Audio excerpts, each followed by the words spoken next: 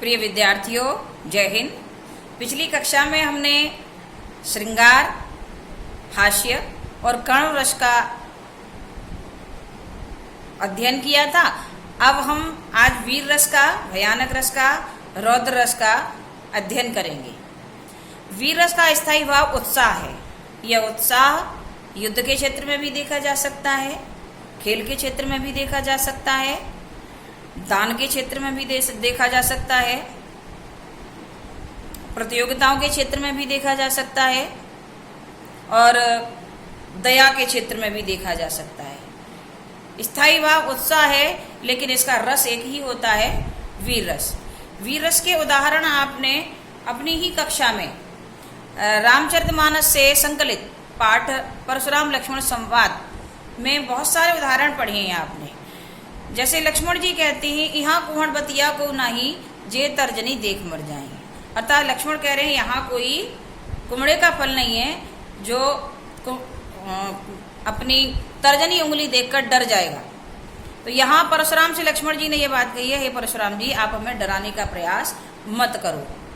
ऐसे ही उन्होंने कहा, हम इस माई के लाल नहीं, हम उस माई के लाल नहीं जो हुए से डर पा जाएं, हम छुई मुई के पेड़ नहीं जो छूने से मुरझा जाएं। फिल्मी गानों में भी, हिंदी फिल्मी गानों में बहुत सारी फिल्में ऐसी बनी हैं देशभक्ति की जिनमें वीर रस कूट कूट कर भरा है। एक प्रसिद्ध गाना है, कर चले हम फिदा जाने तन साथियों, अब तुम्हारे हवाले वतन साथियों। एक तरफ तो उसमें करुण रस भी है, विभत्स दृश्य भी दिखाया गया है युद्ध का। दूसरी तरफ वो वीरता पूर्ण एक संदेश भी देता है कि अब आपको इस देश की रक्षा करनी है।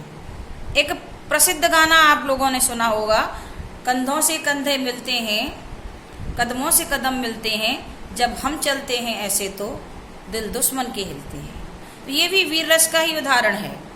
कंधों से मिलते हैं कंधे, कदमों से कदम मिलते हैं, कंधों से मिलते हैं कंधे, कदमों से कदम मिलते हैं, जब हम चलते हैं ऐसे तो दिल दुश्मन के हिलते हैं। ये वीर रस का ही है। एक उदाहरण आपने और सुना होगा, मैं रहूं या ना रहूं यह देश रहना चाहिए। बहुत सारी फिल्मों में वीर रस को बहुत बखूबी दर्शाया गया है, खूबसूरती से दिखाया गया है। वीर रस का स्थायी भाव होता है उत्साह। इसके बाद आता है आपका भयानक रस। भयानक रस में, वीर रस के बाद भयानक रस में भय की स्थिति होती है, जब किसी भी प्राणी से, वस्तु से अपने प्राणों का खतरा होता है, डर रहता है, वहाँ भय की स्थिति होती है। इस लड़की को यहाँ बैल से डर लग रहा है, ये मारने दौड़ रहा है, तो इसने अपनी आंखें बंद कर रखी हैं, ये गिरी हुई बैठी है। ये अवस्थाएं होती हैं, किसी भी रस में अलग अलग तरह की अवस्थाएं होती हैं। भयानक रस की अवस्था होती है आंखें बंद हो जाना, चीख निकल जाना, आंखें फटी रह जाना, चेहरा पीला पड़ जाना, पसीना आ जाना, आंखों के नीचे अंधेरा हो जाना, चक्कर खाकर गिर जाना, बेहोश हो जाना। ये भय की भी अवस्था है। तो यहाँ ये लड़की इस बैल से भय खा रही है। भयानक रस में एक उदाहरण विशेष रूप से आता है साहित्य में, एक और अजगर ही लख एक और मृगराय, एक और अजगर ही लखे एक और मृगराय, बिकट बटो ही यों पड़ो पर मूर्छा खाए। इसमें भयानक रस है। एक और उसने अजगर सांप को देखा जिधर जा रहा है और वो पलट के वापस जाना चाहता, तो दूसरी तरफ उसे शेर दिखाई दे रहा है जंगल में। घिरे हुए उस राहगीर को कुछ सूझ नहीं रहा क्या करे, और डर के मारे वह मूर्छित होकर गिर जाता है। इसके बाद आता है आपका रौद्र रस। रौद्र रस में क्रोध होता है, क्योंकि रौद्र रस रुद्र शब्द से निकला है। रुद्र का अर्थ होता है भगवान शंकर, क्योंकि वह प्रलय के देवता हैं और उनमें क्रोध की ज्यादा मात्रा है। यहाँ बैल जो है क्रोध कर रहा है, तो ये इसी वजह से ये डरी हुई थी। यहाँ रौद्र रस का स्थायी भाव जो होता है वो गुस्सा होता है या क्रोध होता है।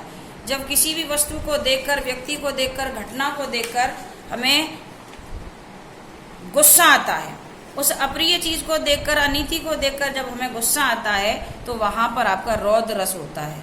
यहाँ आपने परशुराम लक्ष्मण संवाद में ही आपने एक संवाद में एक उदाहरण पढ़ा आपने कि धनुष टूट जाने के बाद वो पूछते हैं परशुराम जी कि ये किसने तोड़ा है धनुष। राम कहते हैं आपका ही कोई दास होगा। सीधा उत्तर नहीं दिया तो यहाँ परशुराम को लक्ष्मण और राम दोनों पर गुस्सा आता है और कहते हैं कि सेवक सो जो करे सेवकाई, अर करनी पर करिए लड़ाई। सुनहु राम जे शिव धनु तोरा, सहस बाहु सम सो रिप मोरा। अर्थात जिसने भी ये धनुष तोड़ा है वो मेरे लिए सहस्र बाहु की तरह दुश्मन है, मैं उसकी भुजाएं काट डालूंगा। तो यहाँ उनका एक विकट रूप दिखाई दे रहा है, क्रोध का रूप दिखाई दे रहा है। लक्ष्मण ने जब उनकी खिल्ली उड़ाई कि हमारे लिए तो सब धनुष एक जैसे हैं, आप इस धनुष पे इतना क्यों मरे जा रहे हो, इतना हाय हल्ला क्यों मचा रहे हो, आखिर धनुष तो धनुष, ये टूट गया तो क्या हो गया।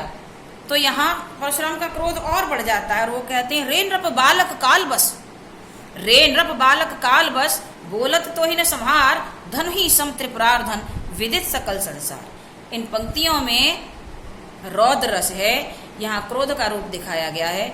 अगली वीडियो में हम अगले रसों को लेंगे। धन्यवाद।